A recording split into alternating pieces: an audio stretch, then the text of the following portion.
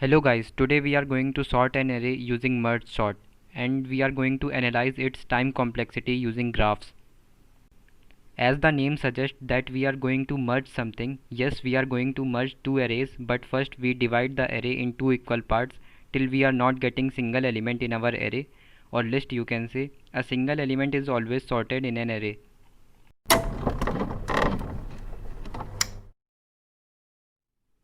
The logic that we are going to use is divide and conquer.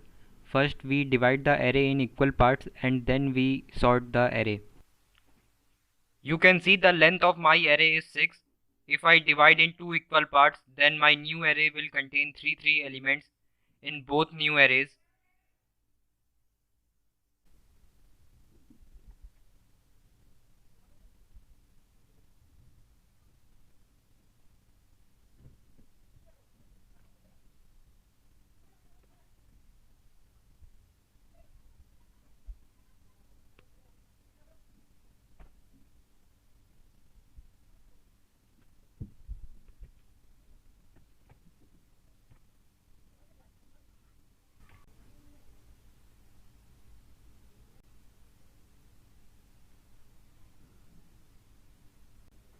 After division, I got the array of length 3. First I divide the left part in two equal parts. If I divide 3 by 2, I will get 1.5. So I divide my array in sizes 1 and 2. Basically I am taking the floor of 3 by 2, which is 1, and the second part is of length 2.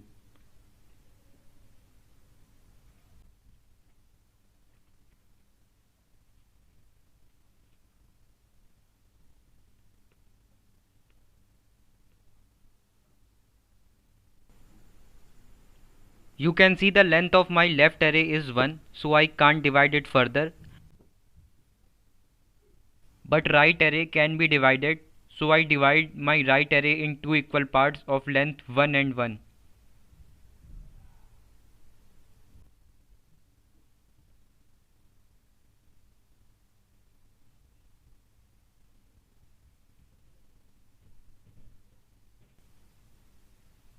Now you can see the size of my left and right array is 1. So now I merge it, but first I compare the element of both arrays. Smaller element will be appended first.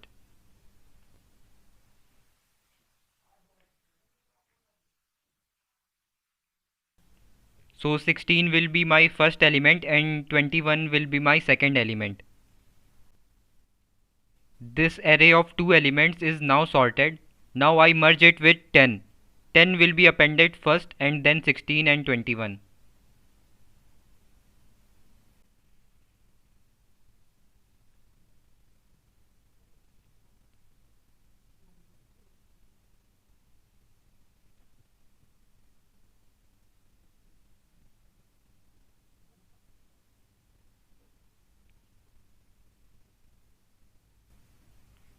I done with the left part. Now I do same thing with the right part. So this array will be divided in two equal parts of length 1 and 2.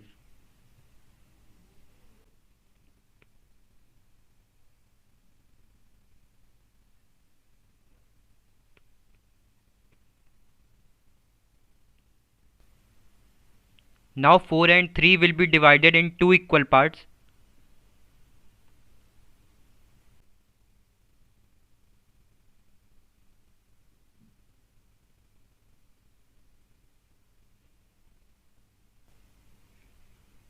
If I merge 4 and 3, 3 will be appended first and then 4 will be appended.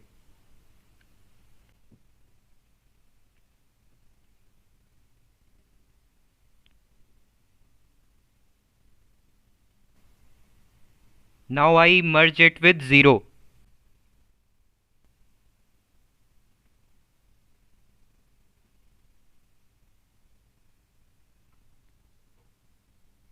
I got these two arrays. Now I will show you how you can compare these two parts and how you merge so that we can implement in our code.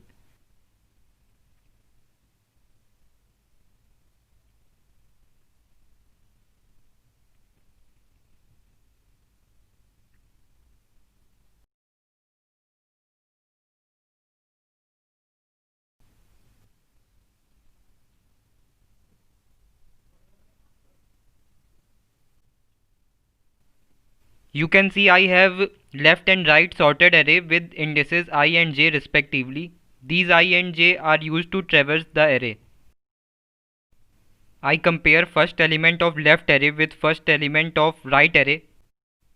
Right 0 is smaller than left 0, so I append right 0 in new array and j will be incremented. Means j is now 1. Now I compare left 0 with right 1. 3 is smaller, so 3 will be appended and j will be incremented. Now j is 2.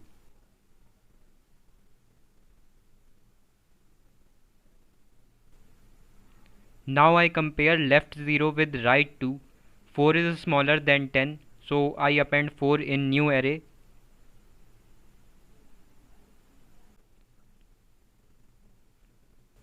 Now I am out of elements in right array. So all the remaining elements will be appended in new array because leftover elements are already sorted.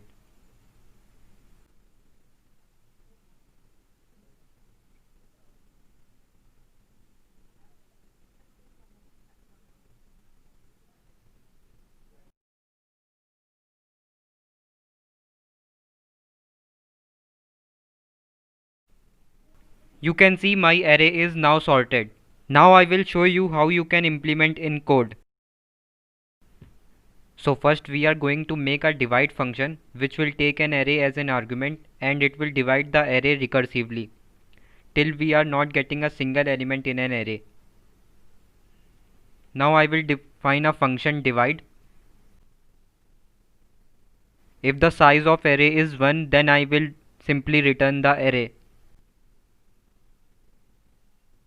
Else I will divide the array in two equal parts. I divide the array with integer division operator. First part will be assigned to left variable and second part will be assigned to right variable.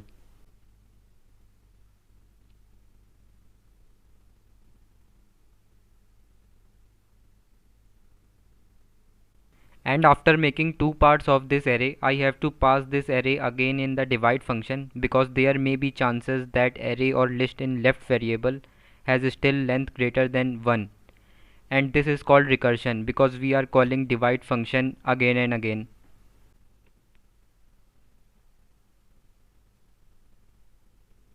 Now I have to sort the array as I told you in diagram. That means we have to concur on array. So now I create a function called concur and it will take two arguments in it. First is left array and second is right array. I take a new ARR list in which I append all element after sorting and a variable I and j for traversing in left and right array respectively. I will traverse the list while I and j any of them reaches to the length of respective arrays. If the element at left I is smaller than right j, then I append left I in new ARR list and I will be incremented.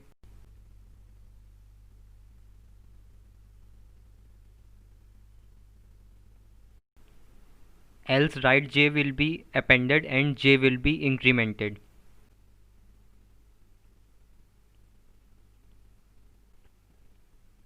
I added all the elements, but there may be chances that some elements are still left in right or left array. Now I will add those elements.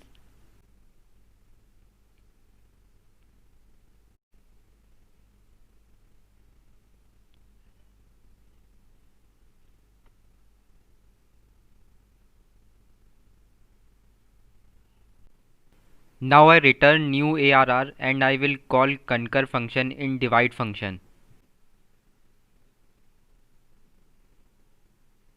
But I have to return concur to make recursion possible.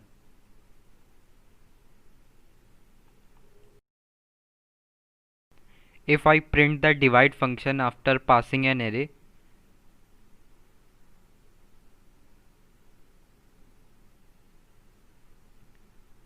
you can see I got the sorted array.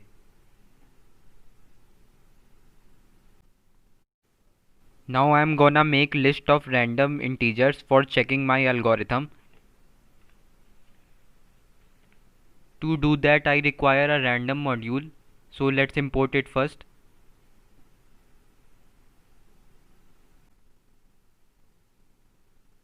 And I will generate all random integers in a variable arr.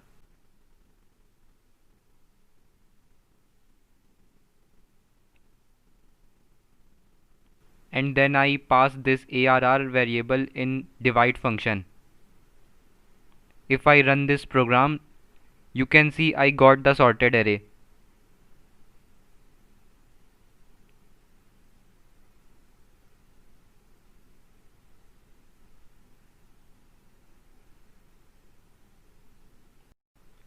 Now I check how much time my algorithm is taking to sort an array. To do that I require a module called time, so let me import it.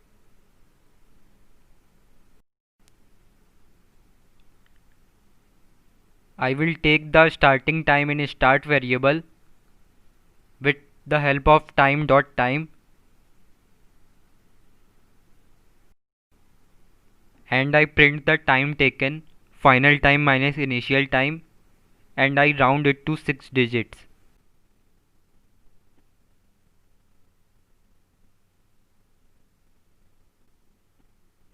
If I run this program, you can see it took 0.03 seconds to sort this list or array. Now I will plot the graph between size and time. To do that I require a module called matplotlib.pyplot. So let me import it first.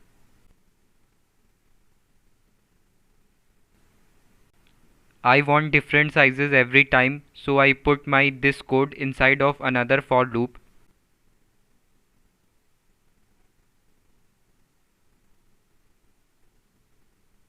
I generate k into 100 elements every time and I will sort it.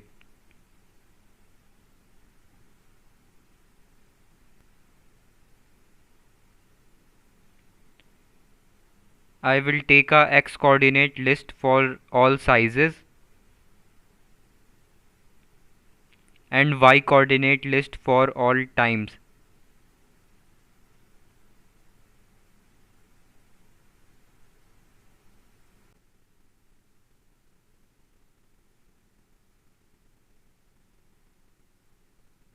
Now I plot the graph between size and time.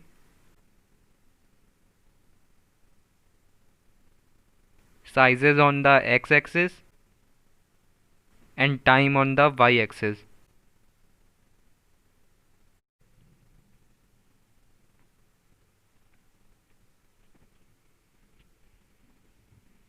You can see I got the graph for the worst case time complexity. This graph doesn't seems like n log n graph, but if you see it's tending to be a graph of n log n. If I plot with a large amount of data, I will get the n log n graph. Now for the best case time complexity, my graph will be same because in the concur function, while loop is going to be executed every time even if the array is sorted. Here I done with my video. I hope you like it. If you like it, give a thumbs up and subscribe my YouTube channel for more videos like this. See you in the next video.